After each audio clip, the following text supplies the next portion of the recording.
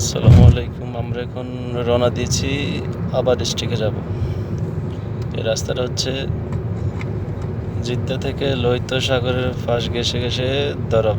দরব থেকে একটা রাস্তা গেছে জিজান, একটা রাস্তা গেছে আবাহা। এখানে তিন রাস্তার মোড়, একটা জিদ্দা, একটা আবাহা, একটা জিজান।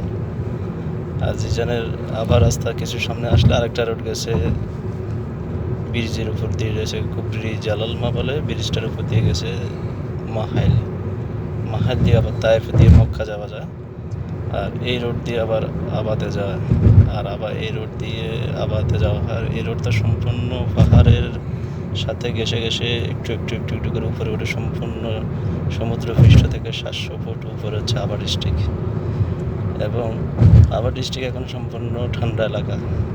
এখন সৌদি আরবের গরমের season, June, July, August, September প্রচুর গরম পড়ে। যেমন জিজান, তরফ, জিদ্দা, বিভিন্ন মরুভূমি এলাকা, কিন্তু আবার ডিস্ট্রিক্টের সম্পূর্ণ ঠান্ডা এলাকা। রাত 10টা-12টার পরে সম্পূর্ণ ঠান্ডা, প্রচুর বাতাস এবং ঠান্ডা বাতাস। রাত্রে হলে কম্বল গায়ে দিয়ে শুইতে হয়। এখনও এমন একটা পরিবেশ সৌদি আরবে, আল্লাহর কি নিয়ামত যে একই দেশে দুই রকম পরিবেশ, দুই রকম আবহাওয়া।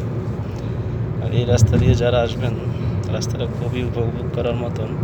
পাহাড়ের পাশ ঘেঁষে গেছে একটু একটু করে উপরে ওঠে, দাফে দাফে দাফে। ওই যে সামনে দেখা যাচ্ছে উপরে ওঠার রাস্তা কীরকম, এবং ভিতরে সুড়ঙ্গের পথ দিয়ে যায়। সামনে একটু পরে সুড়ঙ্গ আসতেছে আমাদের। এই রাস্তাটা এত উপভোগ করার মতন। আমরা আগে পড়তাম যে journey by train, journey by bus. এই রাস্তা দিয়ে আসলে মনে হয় যেন আসলে জার্নি বাই রোড। রাস্তাটা খুবই উপভোগ করার মতন রাস্তা, এবং দুই পাশে পাহাড় এত সুন্দরে দাঁড়িয়ে আছে, চারিদিকে শুধু পাহাড় আর পাহাড়। এখানে দুইটা সুড়ঙ্গ পথ। এই সুড়ঙ্গ পথে পাহাড়ের এই প্রান্ত থেকে ওই প্রান্ত বাইরে গেছে, আবার দাফে দাফে দাফে দাফে উপরে উঠতেছে। এখন সুড়ঙ্গের ভিতরে আছে। রাস্তাটা খুবই উপভোগ করার মতো।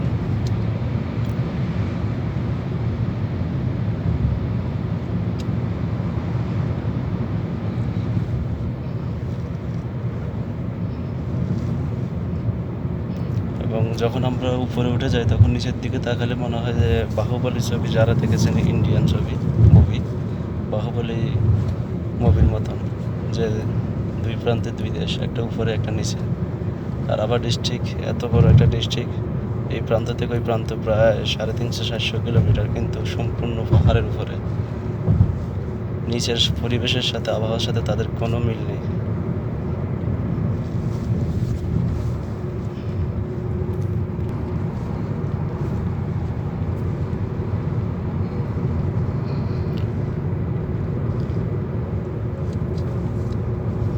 আবার ডিস্ট্রিক্টের পাহাড়গুলো এত উঁচা, যার কারণে অনেক সময় মেঘ আসে পাহাড়ের মধ্যে ধাক্কা খায়, এবং পাহাড়ের মাথার মধ্যে মেঘ জমা হয়ে থাকে, যার কারণে প্রচুর ঠান্ডা থাকে এলাকাটা। আপনারা যারা আবাতে আসবেন ঘোরার জন্য বা কোনো কাজের সন্ধানে, আবাতে আল সুদা একটা জায়গা আছে, পর্যটক পার্কের মতন, ঘোরার মতো, দেখার মতো। এখানে খুবই সুন্দর এলাকা, এবং আপনি চাইলে মেঘ হাত দিয়ে ধরতে পারবেন ওখানে। শীতকালে বেশিরভাগ মেঘগুলো ধরা যায়। মেঘগুলো এমনভাবে থাকে পাহাড়ের সাথে হাত দিয়ে ধরা যায়। খুবই সুন্দর এলাকা। আমাদের সামনে দেখেন আরেকটা সুড়ঙ্গ পথ আসতেছে। এভাবে আমরা সুড়ঙ্গের ভিতর দিয়ে আস্তে আস্তে দাফে দাফে পাহাড়ের উপরে উঠতেছি। যত দূরে যায় শুধু পাহাড় দেখা যায়, সামনে পাহাড় আর পিছনে পাহাড়। পাহাড়ের পিছনে পাহাড়, মনে হয় যে আকাশের মেঘ, আসলে না, ওইটাও পাহাড়। দাফে দাফে এইভাবে উঠতেছি আমরা উপরে।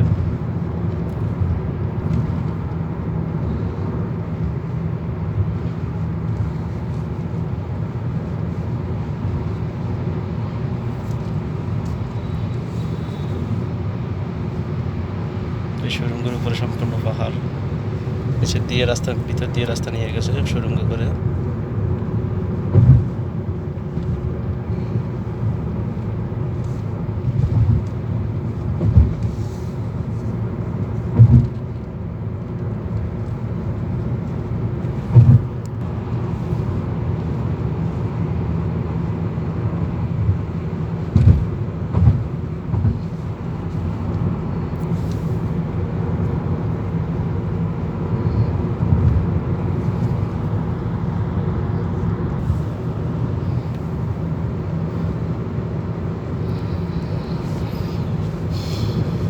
যত আস্তে আস্তে উপরে উঠতেছি আমরা ততই পরিবেশ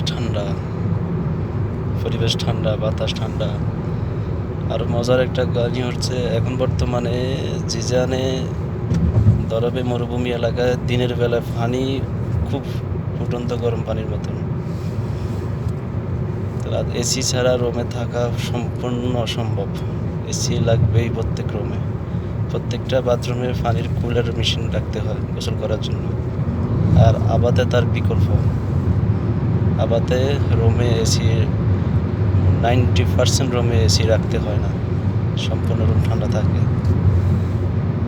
আর দিনের বেলায় নর্মাল পানি একটু গরম থাকলেও রাতের বেলায় সম্পূর্ণ ঠান্ডা, ফ্রিজের পানির মতন। গোসল করতে কোনো সমস্যা হয় না এই সিজনে, জুন জুলাই আগস্টে। পরিবেশটা এতই ভালো এবং ঠান্ডা এলাকা। আর শীতকালে তো বিশেষ করে এত ঠান্ডা, আপনি পানি হাত দিয়ে ধরা অসম্ভব হয়ে যায়। লাইনের পানিও বরফ হয়ে যায় অনেক সময়, আবার অনেক জায়গায়।